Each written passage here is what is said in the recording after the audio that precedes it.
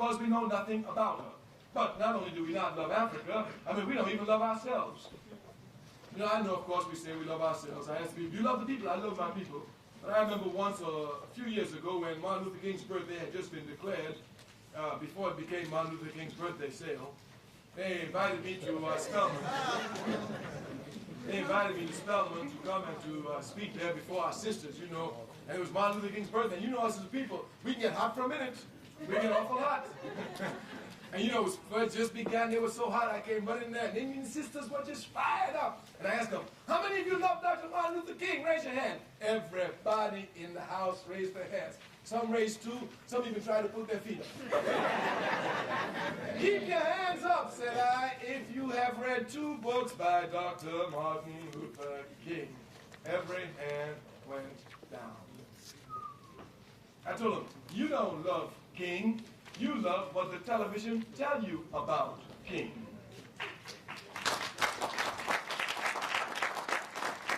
When you love somebody, you want to know everything there is to know about that somebody. Brother, let me tell you, I don't know you, but I bet you. If you find a little girlfriend and you say you love her, I mean, you want to know everything about you. Who was you with before you was with me?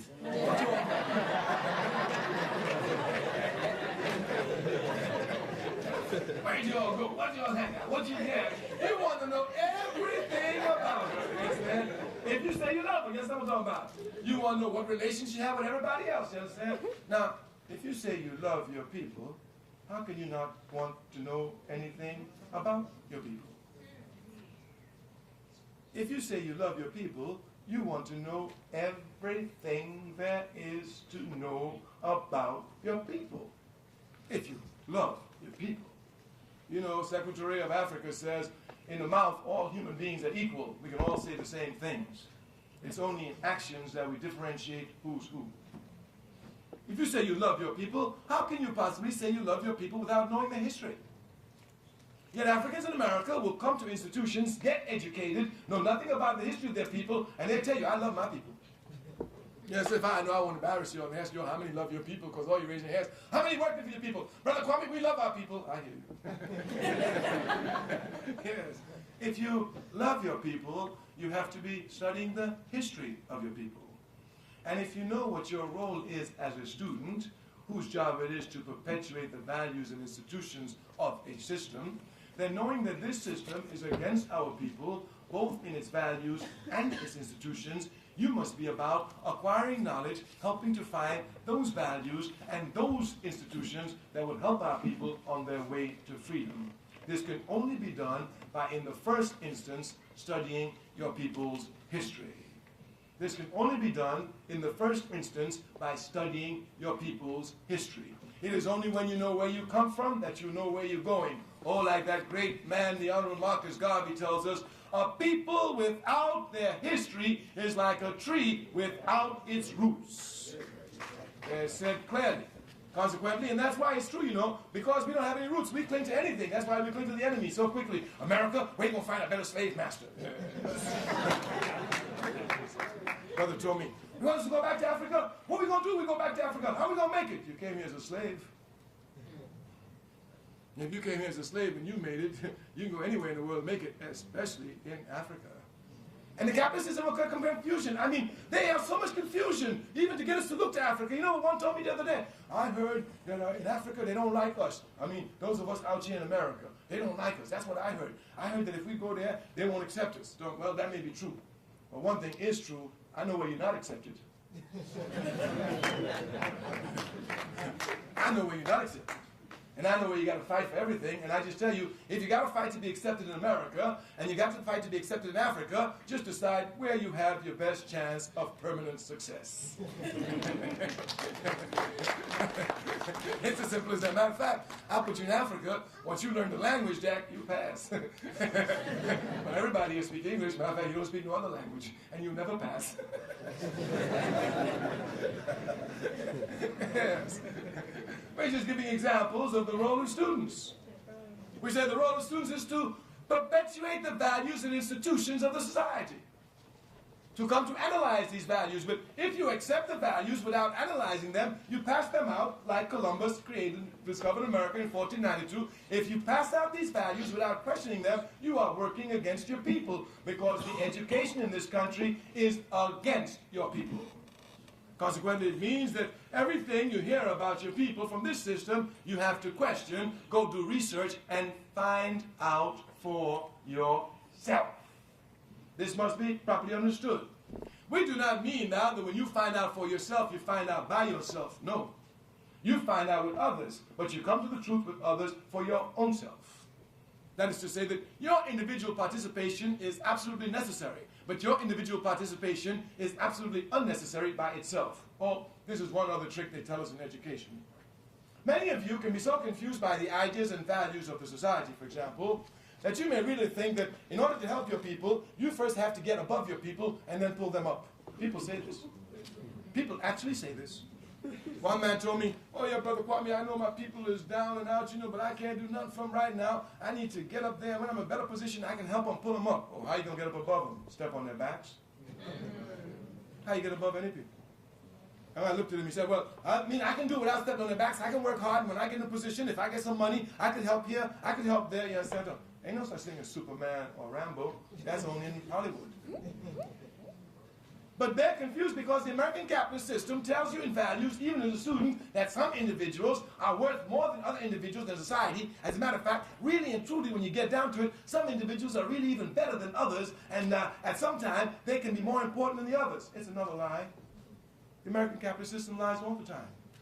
As a matter of fact, we don't even have to waste time with this one. We can go straight to biology and just show you through an analogy that no human being can by themselves develop, even survive. All human beings are dependent upon other human beings for their survival and for their development. As a matter of fact, the human being isolated from the human species is more stupid than any other animal isolated from its species. If you take a human being the minute it's born, you take a cat, a puppy, the kitten, the minute it's born. You take a dog, a puppy, the minute it's born. If you put all three of them with monkeys and let them grow up, you will see the truth of our statement. This kitten, although it will never see another cat, will walk on all four just like a cat. It'll meow just like any other cat. The first time it sees a mouse, it'll run, play with it, eat it, and be happy. This dog, who has never seen another dog, will walk on all four. It will bark just like a dog. The first time it sees a dog bone, it will run, eat the bone, and wag its tail, showing its contentment. But the child, never having seen another human, will walk like a monkey, talk like a monkey, eat monkey food, and try to make a contribution to monkey culture.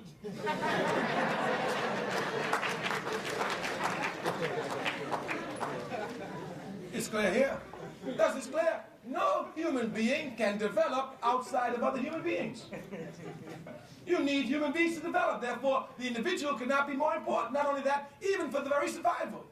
If we take the same puppy, the same kitten, the same individual, the human being, throw them in the woods, leave them by themselves, the kitten will grow to be a full cat.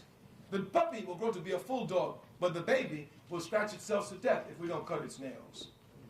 So powerful is this need of the human individual for its very survival, dependent upon the human society, that though we human beings are the only ones who can make fire, no other young will walk into the fire except a baby human being. There's this need for the individual to be guarded, to be survived, and to have his development found, but among the mass of the people must be properly understood. You must crush these lies quickly in your minds. You must come to understand that at all times, under all conditions, the interest of the masses of the people must be placed first. It is only as the people rise that the individual would rise. It's not the other way around. We are just showing you values and institutions which are being perpetuated. What is the role of students? The role of students are clear. Since they are at the point of the production of ideas, since they're at the point of production of values and institutions, they come quickest to question these values, to question these institutions, to see whether or not they work for the good of their people. Either they reject them and get new ones, or if they're good, try to accept them as they adopt them. It's as simple as that. As simple as that. But it means every value must be questioned from the point of view of the people's advancement. Now you must know something about people's advancement. Frederick Douglass, that great struggle of ours, said it best. He said, where there's no struggle, there is no progress. You must understand the statement. People say it all the time, but really don't understand it. If progress is eternal, struggle is eternal. If progress is eternal, struggle is eternal. What that means is that you must not let the capitalist system confuse you again with its value. It will tell you that if you're a college student, you're somehow special. And you must come and work hard for 4 years. Make some sacrifices. Don't get married. Don't party too much. Just sigh for a little bit. But after 4 years, when you get your degree, Jack, you walk out with a piece of paper, you are short of a good job, a good house, a good car. For the rest of your life, you can do nothing. And you know, most people actually believe that. But you know, any human being who any time in their life does nothing is living like an animal, not like a human being. Because it's only an animal who can do nothing. I mean, an animal come, they eat, they sleep, they reproduce, and they pass on. If a human being comes, eats, sleeps, reproduces, and passes on, you must agree with me, it's better they come as a cow. At least we can eat them when they die. But if you just come and eat and sleep and pass on, no. All conscious individuals know that they must be struggling until they die. Because you must make progress until you die. And not only must you struggle until you die, the conscious student knows that they must not look for easy struggle, they must look for difficult struggle. This is the point you must come to understand. You don't look for easy struggle, you look for difficult struggle. Any slave seeking to be free, looking for the easiest road, will never be free.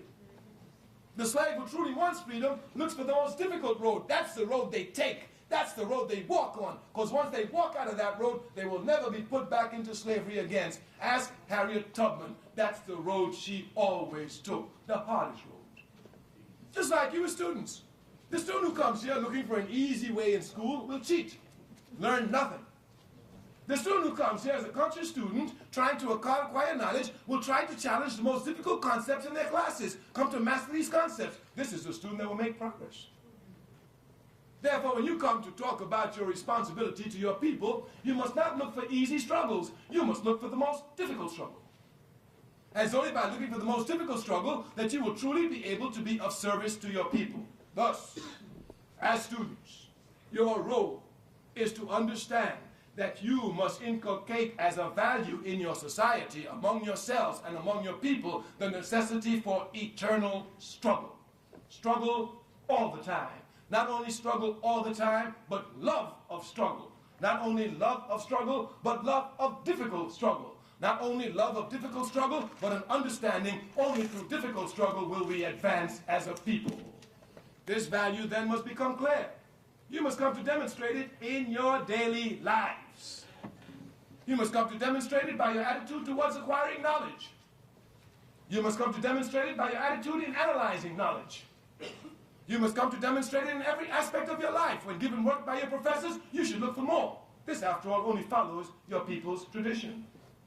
If you will just look at your people's slavery right here in the eastern shore of Maryland, you will see that when your people were enslaved, they had to work from can't see in the morning to can't see at night.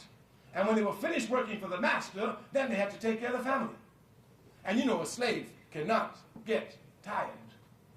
If you get tired, you get a whip on your back.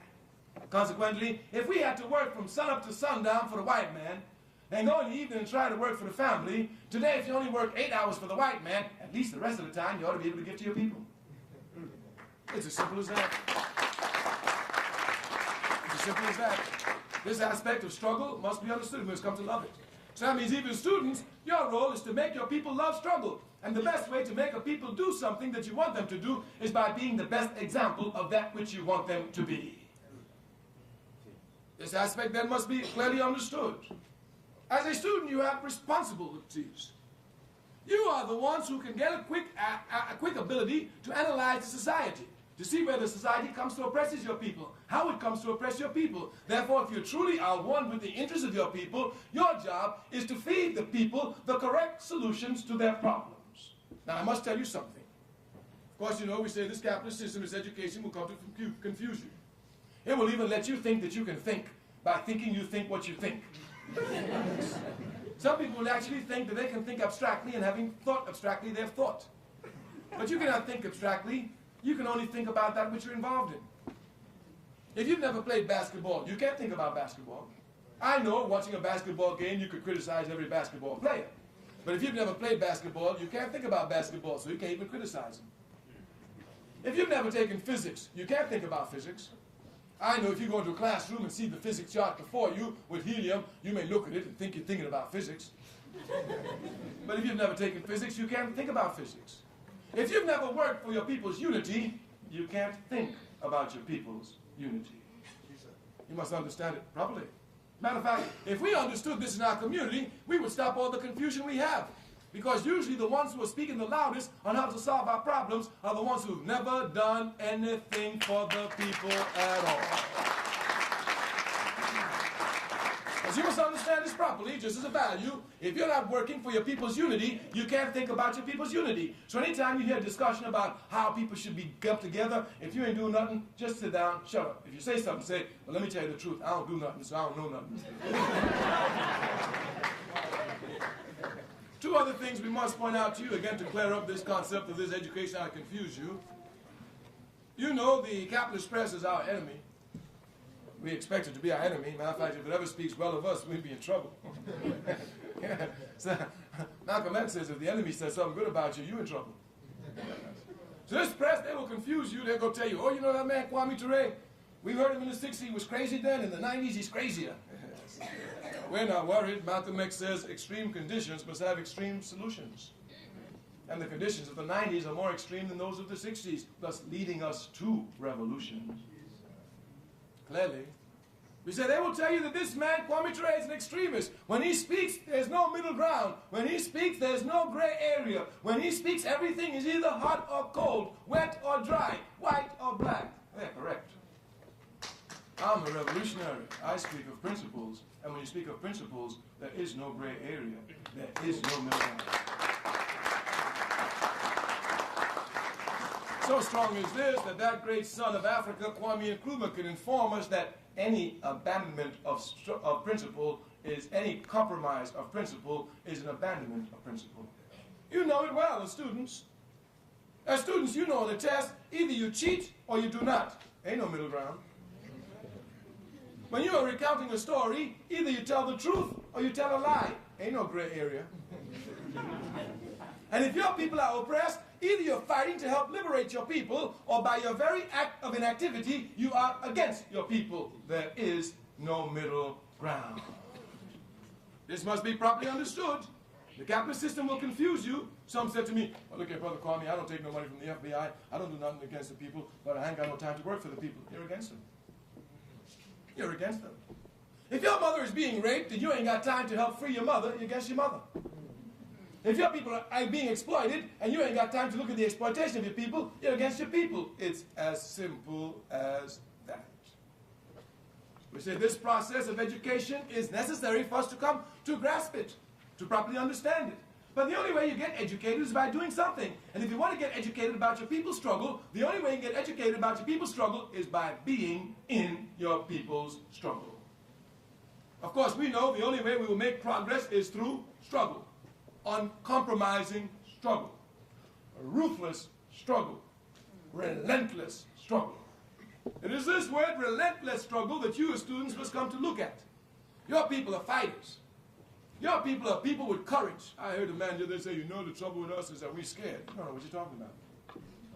You don't know what you're talking about. These people scared? You must be joking. I've seen 16-year-old girls, I've seen 62-year-old women in this country face fire hoses, face cattle prods, face police on horseback, face bullets, you understand, with nothing in their hands except righteousness in their heart and nonviolence as their weapon. Get knocked down by the water, get up again. Get knocked down by the police, get up again. And keep getting up until they break down segregation in this country. Your people are courageous people.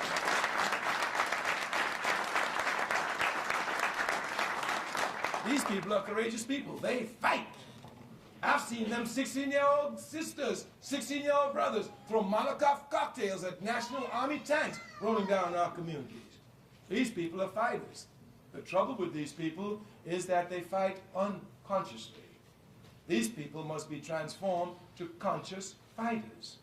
I mean, they fight unconsciously. And you can see the difference between an unconscious fighter and a conscious fighter. You know, people are always talking nonsense about, you know, Brother Kwame, well, you think we can do this? I know what we can do, Jack, because I know my people. Yes, I know what we can do. Because I've seen what we've done unconsciously. Look, let me take you back to the Watts Rebellion. You know something about the Watts Rebellion in Los Angeles in 1965? You know, the Africans there rose up, burned, shoot, loot. Look at this. They did this in August of 1965. If you go back to me with Watts in January of 1965, you see, just like these pigs did just the other night, beat this brother, they do that all the time. They do that all the time. Everybody knows that. They come in our community and beat, beat, beat. We stand there and we look, boo, boo, boo, boo, mumble, don't do nothing. Then one night in August, they come, they arrest the brother who is drunk.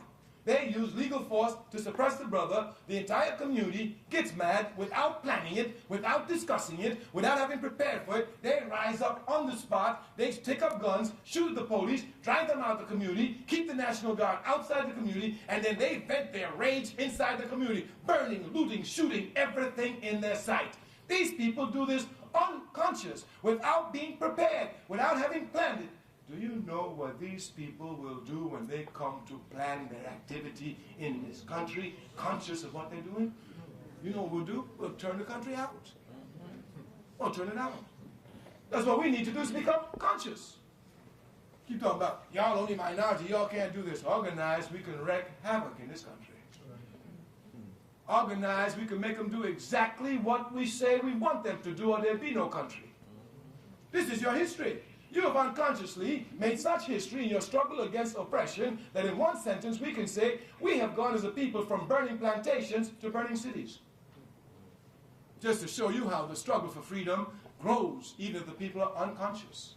Now if we've gone from burning plantations to burning cities, you know we're going to burn a nation for our freedom. It just keeps growing, but we must become conscious. Here then is the real role of students in a revolutionary struggle. Their role is to make their people conscious. Conscious of all their actions. We've already showed you that the people can take actions unconsciously. Certainly, our people rising up at these rebellions unconsciously shows just this. We are unconsciously involved in activity. We must become conscious of what we do. Look, if we're going to rise up in August, let's start planning it in July. You know, get some more bricks at least. You know, get a couple of gallons of gasoline and stock them up for Molotov cocktails. You know, get the guns ready. I mean, just do, you're going to use them anyway. You're going to throw Molotov cocktails anyway. You're going to throw bricks anyway. You're going to shoot anyway. Since you're going to do it anyway, get ready for it anyway. And logic will impose it upon us. We have shown you, and you know it's true, that we get nothing in this country without shedding our blood. Everything we get, we got to shed our blood. I mean, if you go from our history in plantations, we had to shed our blood to be free. After we got free and shedding our blood in the Civil War, in the 80s we shed our blood, in the 1890s we shed our blood, in the 1900s we shed our blood, 1910, 1920s, 1930s, 1940s, 1950s, and every time we shed our blood, makes an advance, they come to push us back, and we got to shed more blood just to keep the ground we gain. Shedding blood, 50, 60, 70, 80. Look, logic will impose itself upon us. If you got to shed your blood unconsciously every step of the way, for every little concession you get, logic will tell you, better you come together, organize yourself, shed your blood one time, destroy the capitalist system, and march on to freedom. It's as simple as that.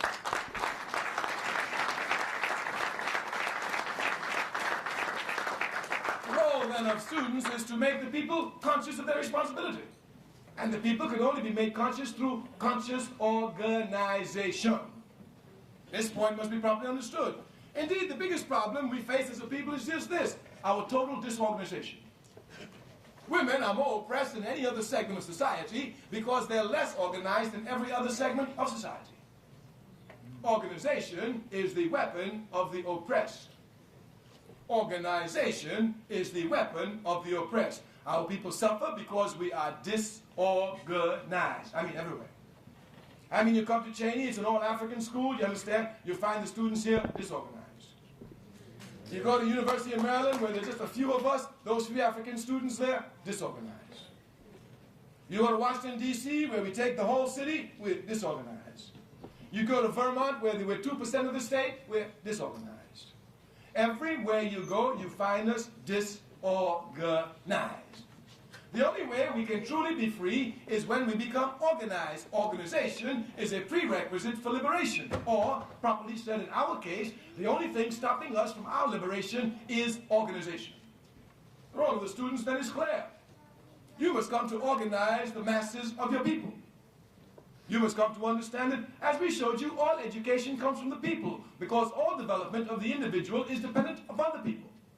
The higher the level of people's consciousness, the higher the level of the individual's consciousness. Your task then is to come to organize your people. We organize for the All-African People's Revolutionary Party. Ours is a revolutionary party. That means we are against the American capitalist system. We do not want to integrate into it. We're out to destroy it. It will not confuse us. We know it lies all the time. So it will not confuse us. We know that it is not our friend. We know it will never be our friend. We know there's nothing moral or democratic about America. Our blood is the best testament to this. I mean, our blood spilled in and outside of America. Because we had to spill blood to get into America. We spill blood inside of America, and then we go spill blood for America. Conscious organization, we said, is the only answer. Our people must be organized. We are a revolutionary party. So we don't fight capitalism to join it. We're going to overthrow it. So our party is a serious party. I mean serious. We understand the task on our hands. Our people will only be free when the American capitalist system comes tumbling down. And we want our people free more than we want anything else. So we're going to bring the American capitalist system down. We said that it's going to be brought down, and it will be brought down by Africans, either consciously or unconsciously. Consequently, since we're going to bring it down, it behooves us to become conscious. Our party knows that the only solution to our people's problems is Pan-Africanism. And Pan-Africanism is the total liberation and unification of Africa under scientific socialism. We are socialists. We are socialists. We're not worried about you. We know you're against socialism. Oh, we do. You don't know what it is. You have no idea what it is. I met a brother the other day talking about, Kwame Toure, you still a socialist? Of course I am. I'm intelligent. But I'm not a socialist. I'm a capitalist. You know, I'm a capitalist because it's the best system. Well, you know the line. I don't have to give it no advertisements. You say it yourself. I asked him, I said, you're a capitalist? He said, yeah, I'm a capitalist. I asked him one question. How much capital do you have in the bank? Do you know he was unemployed?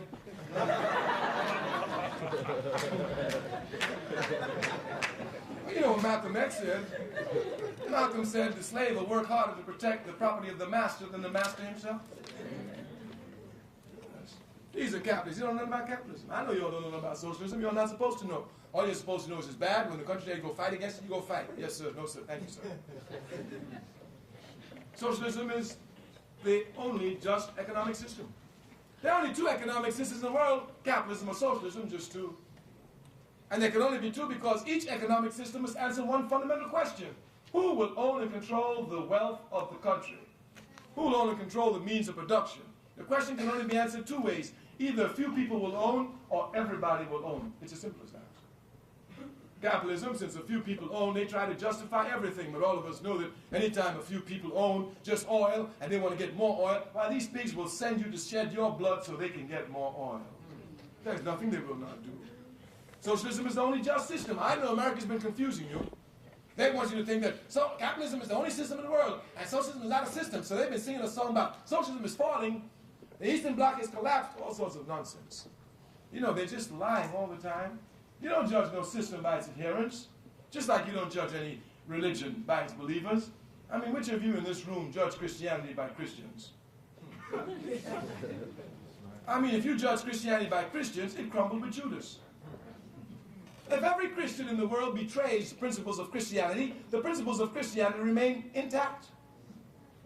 If every socialist betrays the principles of socialism, the principles of socialism remain intact. The only difference with these socialists who betray it, unlike Judas, they don't have the dignity to hang themselves. But you cannot fool me by telling me that because some Christians don't follow the Bible, that means nobody can follow the Bible. You could never give me that line. I know any Christian who's a true Christian who studied the Bible can live every word of the Bible on the face of the earth. Any Christian. Just because they don't do it doesn't mean it can't be done. And just because they don't do it doesn't mean that Christianity is bad. It just means that we have to work harder with the corruptive element in human beings, bringing them to a higher level where they will remain faithful to principles. Thus, we are socialists. And one other thing we must tell you now so you don't get confused. Karl Marx did not invent socialism. They have a new group now. They call themselves revolutionary. Well, we're against socialism because it's a white man's thing. You understand? Yeah, so they're just confused. You know, one of Europe's faults is that everything that is particular to Europe, they try to make universal to the world. And sometimes we get confused here. For example, they call the laws of gravity Newton's laws. But you know, Newton cannot invent that a body falls at the rate of 32 feet per second squared. Newton cannot invent this. If I'm sitting in Timbuktu in West Africa, studying the laws of gravity, I will come to the same conclusion of Newton, that a body in motion tends to stay in motion unless stopped by an outside force. If I'm sitting in Libya, in the deserts of North Africa, studying the relationship between capital and labor, I come to the same conclusion of Karl Marx, where capital, money, tries to oppress labor, labor will wage a ruthless, uncompromising struggle until it smashes capital and comes to dominate capital. We saw that in slavery. In slavery, capital was dominating our labor. We came to smash it. Now we came out of chattel slavery into wage slavery, and we've got to smash capitalism and be free. So Karl Marx didn't invent it. Anybody, anywhere in the world can invent it. Just like gravity doesn't belong to Newton or Europe, socialism doesn't belong to Marx or Europe. Right. Karl Marx's great contribution to humanity was in the area of dialectical materialism and historical materialism. But because they don't want you to know nothing about that, they don't even mention it. At least they mention socialism and tell you not to look at it, but they don't even mention dialectical and historical materialism. So we are socialists, and we say that until Africa is free, no African anywhere in the world will ever be free. This statement is probably understood. The Palestinian people will tell you, no matter where they're born, until Palestine is free, no Palestinian will ever be free. The conscious Irish will tell you, until Ireland is free, no Irish will ever be free. Thus, it's a clear statement. Until Africa is free, no African will ever be free. The only problem is that we don't know we are Africans. But certainly it's clear, Africa is the richest continent on the face of the earth. Richest. Properly organized, she'll be the most powerful. And when she's powerful, that's the only time she'll be able to protect us. You must understand, the problems we suffer is only because we're powerless. Some groups in this country, talking all sorts of nonsense, will make you think that white supremacy is a sickness, is a this, is a that. White supremacy, as far as we're concerned, just means we're powerless. That's all. If a white supremacy is not an attitude, it's not a sickness, it's a question of power. If a white man wants to lynch me, that's his problem. If he has the power to lynch me, that's my problem. But as long as I have a power to stop the white man from lynching me, him wanting to lynch me is his problem, and it can remain his problem forever. So the only reason the white man can lynch me is because I am powerless. Consequently, the only way I can fight white supremacy is through power. P-O-W-E-R. And the only way you get political power is through the organized masses. It's the only answer. You can see, as a matter of fact, they will even fool us. Let us think we got power, we ain't got none. Really? I mean, look, since the 1960s, we didn't have no mayors. Today, we got more mayors than every other ethnic group in this country. We have over 315 mayors of the biggest cities in this country. New York, Newark, Philadelphia, Washington, D.C., Gary, Indiana, Los Angeles, etc., etc., etc. And if you will look at all these mayors we got, ain't got no power at all. Thus they know that all they want to do is to fool us, make us think we got power. They will put us in positions of power. We will even think we have power. Even this punk, this traitor, Colin Powell, some really think he got power.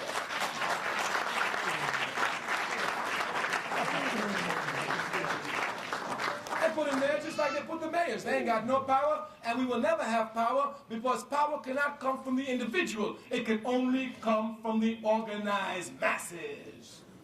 If it took individuals to free us with power, why, we'd be free.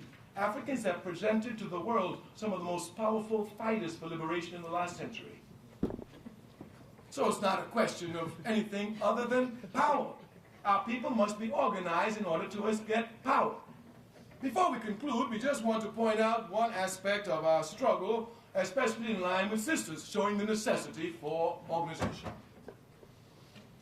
You know, Africa, we said, gave so many contributions to the world. You will look and you will see the first queens in the world were given to the world by Africa. And if you look properly, you will see these queens had full power. As a matter of fact, a little booklet by Dr. Henry Clark shows us that any time an African queen was on the throne and the enemy invaded, there was no compromise at all. When her brother was on the throne, well, we're talking about sisters.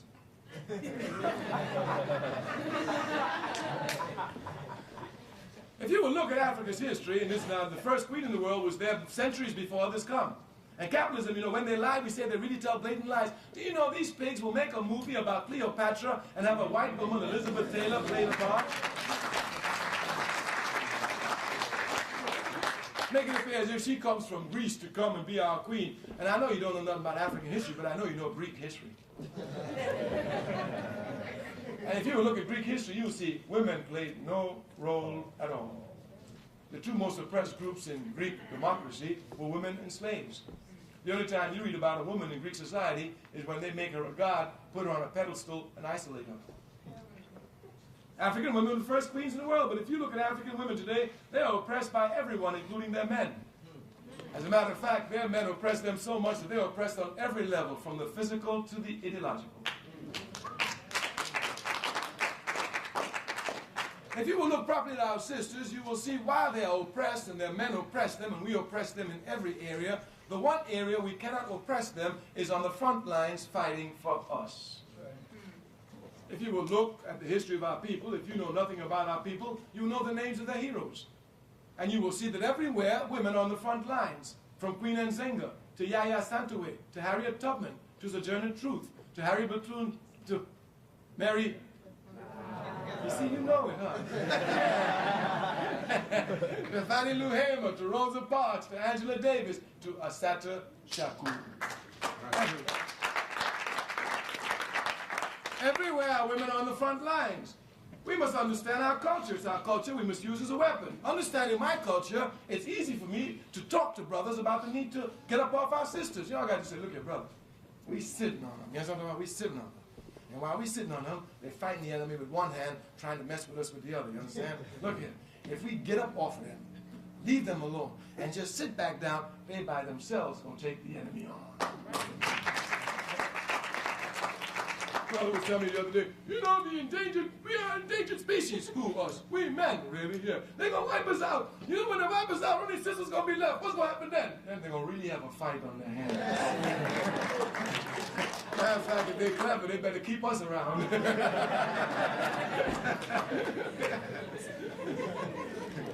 Women are fighters.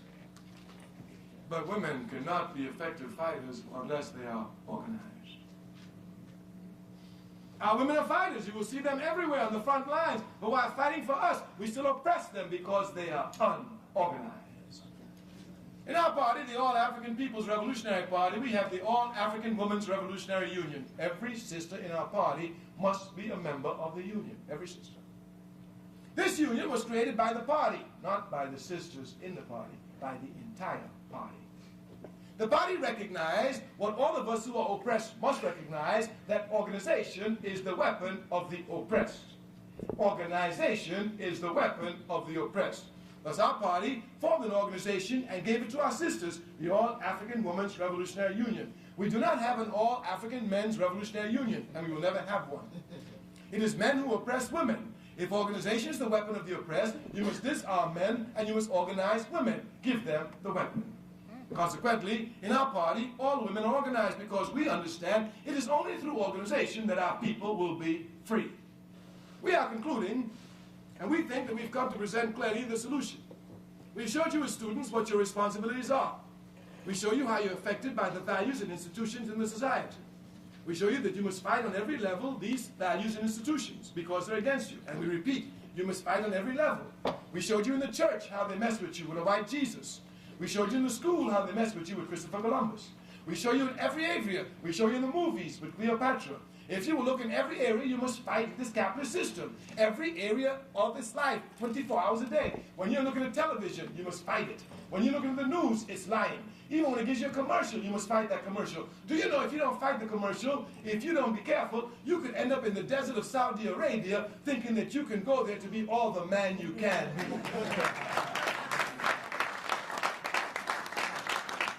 This struggle then is total, and we say it can only be carried out through an organized struggle. We would like you and appeal to you to come and help us organize our people in our party, the All African People's Revolutionary Party. But we tell you again, ours is a revolutionary party, serious to our commitment to the people. Our serious commitment is demonstrated to the people in our daily work, in our daily work, in our daily work for the people. We don't work for the people sometimes, we work for the people all the time. Consequently, we invite you to come and join our party. In the back, you'll see some of our comrades there, and those comrades will be more than happy to help you about anything you'd like to find out about our party. But listen, if you don't join our party, you must join another organization working for your people. Understand me now. I don't want you to get confused. I want you to go and say, oh, you just came here and talk about this party. No, we want our people organized. And if you don't join our party, we want you joining another organization fighting for your people. So if you're not in our party, you should be in the Nation of Islam. If you're not in the Nation of Islam, you should be in the Black Liberation Army. If you're not in the Black Liberation Army, you should be in the Urban League. If you're not in the Urban League, you should be in the National Association for the Advancement of Colored People. But if you say you love your people, you've got to be in an organization fighting for your people. This point must be properly understood. Properly.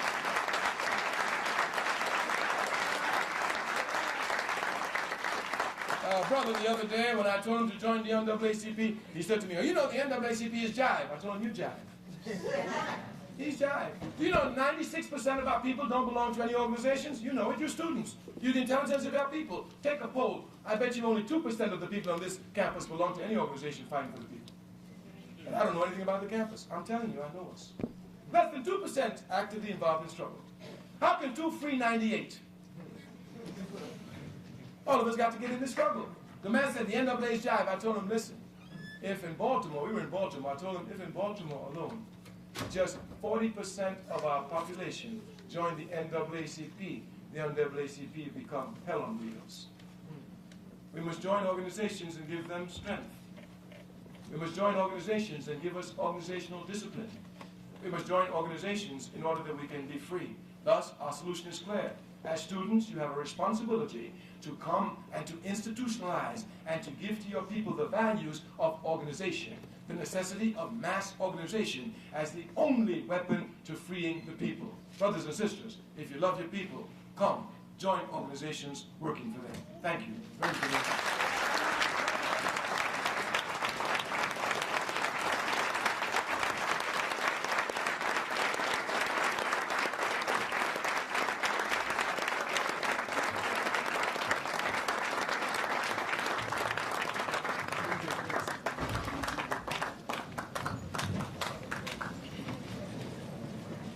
Just a minute, ladies and gentlemen, please leave yet. It's not. Please sit down. There will be a question and answering session in just a moment. I have a few brief announcements. Firstly, I want to say thank you all for coming. Because without you, there would not be this. And without this, there would not be us. So thank you very much. And please give yourself a large and healthy round of applause.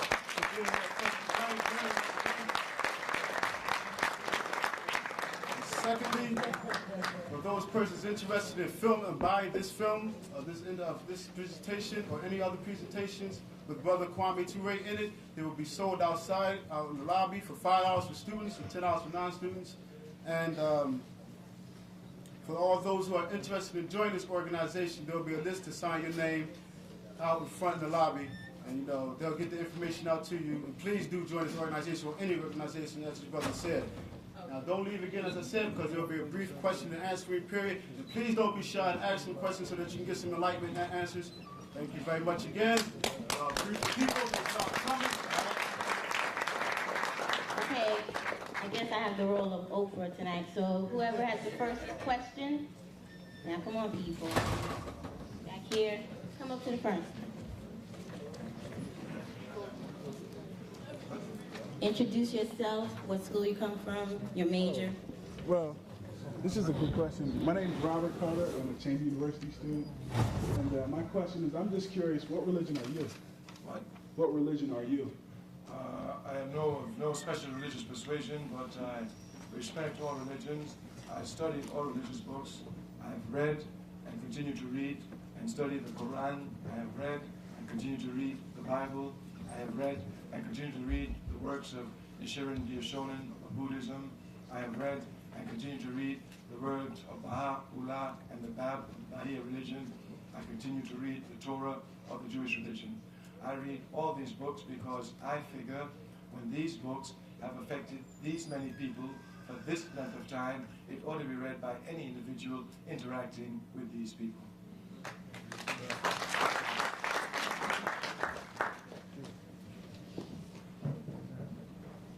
My name is Sherelle Parker, and I'm a freshman student at Lincoln University.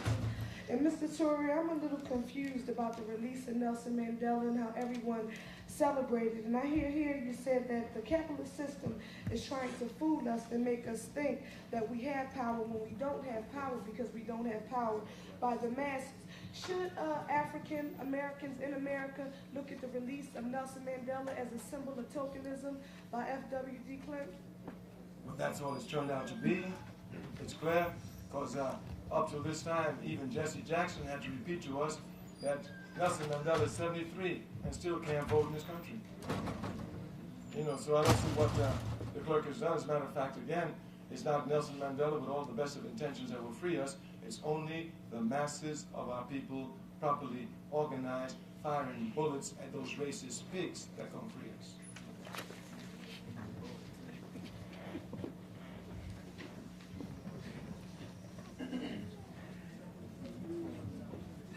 Hello, Dr. Toure. My name is Henri Dix. I'm a freshman at Cheyney University.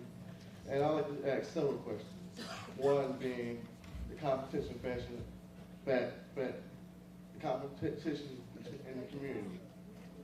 Why do we compete so much against each other? And why don't we organize, like you say, to together and, gear towards the opposition?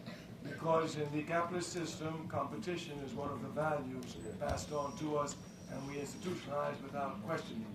Rather than cooperating, we come to compete, because the capitalist system pits everybody against everybody else.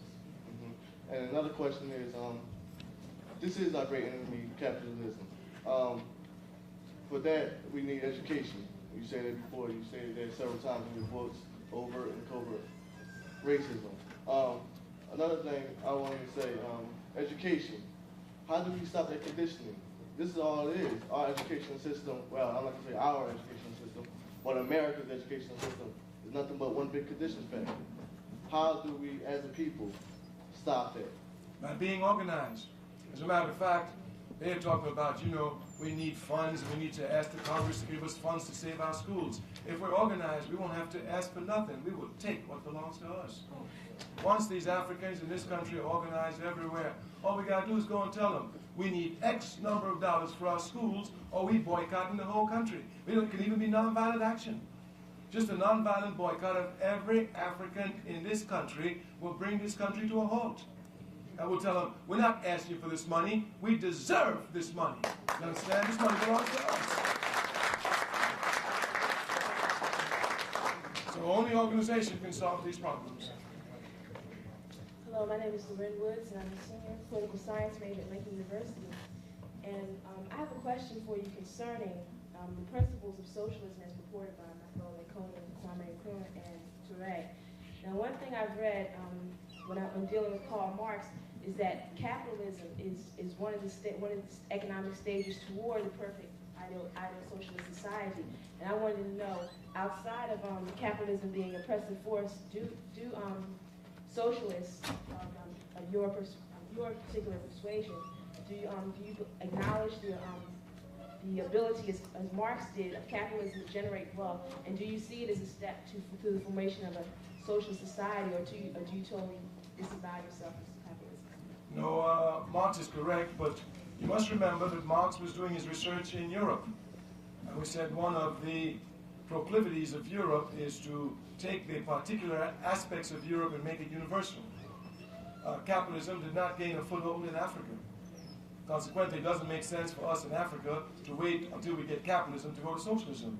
We can go directly to socialism from neocolonialism or from colonialism. So there's no need for us to go through this stage of accumulating wealth. And you know how Marx himself said how capitalism controls wealth. He says capitalism comes into the world with its jaws dripping in blood. And in this country, the blood of the Indians, the blood of the Africans.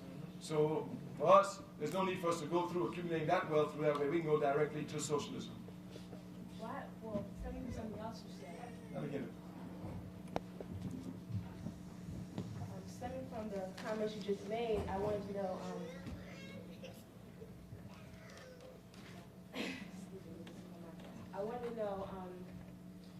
what do you attribute the failure of countries such as Tanzania? What do you attribute their failure from going from a neo-colonial society to a socialist society? What do you attribute their failure to? Well, I'm not sure they're failure, they're setbacks. And their setbacks is just to their level of powerlessness.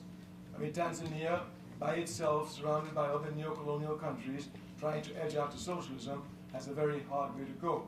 Not only African neo-colonial countries going to sabotage it, but of course it's being sabotaged by all European imperialist powers. So you can understand the struggle it has on its hands. So it's only understanding this struggle that we can understand the rapid pace and development of socialism there in Tanzania.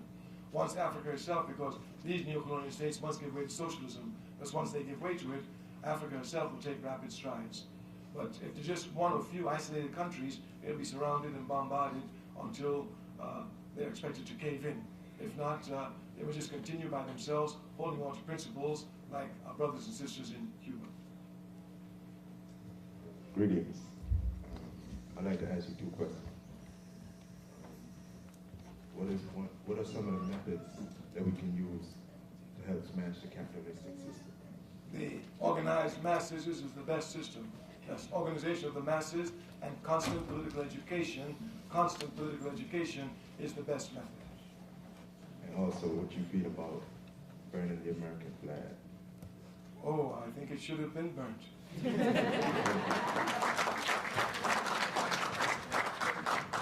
What's up, Dr. Toure? My name is Gerald Blackwell. I go to Lincoln University, and I have a question. You said that you mentioned Africa was a home of African people, and Malcolm also said that land is the base of freedom, justice, and equality. How do you feel within the organization of African people that we should we begin to immigrate back to Africa, or should we have a separate land in America, which we ourselves govern and control? Well, now, if we have a separate land in America, that issue must be taken up with the American Indians. We must not assume that it's from the white man. If I steal this man's watch, and you know I stole it, and you come and steal it from me, it don't belong to you. If you're an honest man, you must give it back to this man. He will now tell you if you can keep it or not. So the land belongs to the Indians. If we speak about taking the lands, if we're not careful, we will think just like the white man. We will think, because he took it from the Indians, we could take it from him. But this discussion must be with the Indians. One thing is clear, Africa is our only just land. And if all our energies are directed towards there, we'll do it. If not, we'll separate. Let me give you an example. I was born in Trinidad. Some other people here were born in Jamaica. Some may be born in Nigeria. Some in Ghana. Some in America. We're all Africans. If where we were born become the focal point of our energies, we'll have trouble. Because me who's born in Trinidad will be concerned just with Trinidad. Him born in Jamaica, just with Jamaica. Him with Nigeria, just with Nigeria. Him with America, just like America, and our energies will be divided.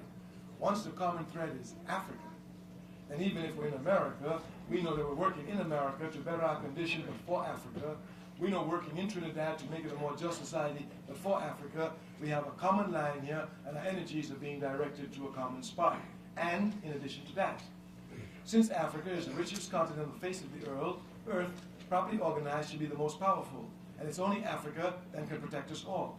Even if we get some states here in this country, it will not be strong enough to protect us in Haiti, protect us in Trinidad, protect us in Venezuela, in Panama.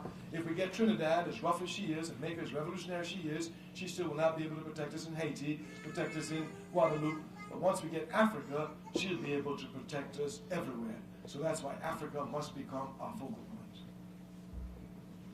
Yes, my name is Mark Williams. I'm a transfer here to Cheyney from Virginia Union. I heard you speak up there last year at GCU.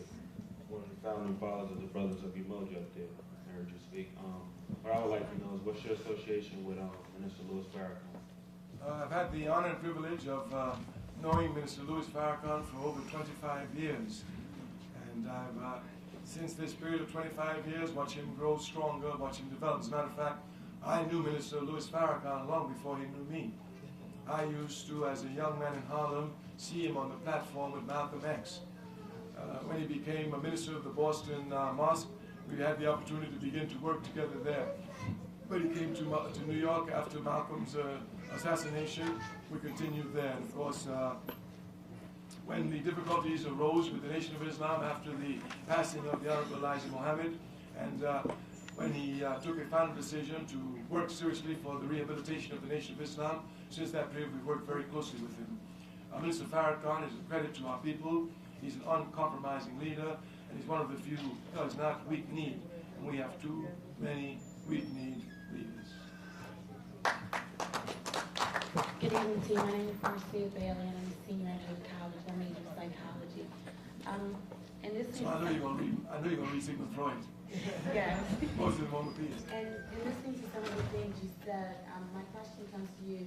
For our sisters and brothers who have had the opportunity of going to basically predominantly white institutions and then just realizing that the awareness must be sought and not seeking it, what do you see to be our goal and responsibility for those of us who are caught up in working in white corporate America, even though we do belong to organizations, what is our responsibility to our other brothers and sisters as far as the revolution is concerned? Well, once you're involved in an organization, you'll be making a contribution there to that organization, because the organization you belong to will depend upon the level of your consciousness in how you make your contribution. So by belonging to that organization, you make a contribution. If that organization is not fulfilling your needs, you move on to another organization. If you can't find one, just like anybody else, you create the organization that will satisfy your needs. But it's only through the organization that it can be properly done. My name is William Coe. I'm a student here at Cheyney University, a junior in marketing. Following up on this young lady's question about students working in corporate America, identifying with the responsibility. In the 60s, it was much more of a, more or less of a visible change as far as a visible movement, resistance. What would you suggest as far as the Revolutionary Party is concerned, as far as students to take action, to organize? Well, we have given the clear example in the area of ideology, spreading ideas and values in the society. This is the form the struggle takes now. Struggle is multiform. Some people get confused and think it's only one form, shooting or mass demonstrations. But anybody fighting for a nation, a soldier with a gun, a student with a pen, a farmer with a hoe, are all working the same way. Because if the farmer doesn't produce food for the soldier can't eat, he can't fight. And if the student is not building and constructing and bringing ideas, then the struggle is still stopped. So it's not what form the struggle takes. The struggle is always going on. We must find out the form of struggle at a given moment. Can I follow up? Yes, please. We represent a younger generation, a post-civil rights generation. What would you say to people who are integrated into, let's say, the IBMs who are 35 years old, the Merrill Lynch company, the upper level blacks that are represented in our country? What would we say to them to reenact that fire that they participated in maybe 20 years ago? That they should sell their labor to the capitalists, not their souls.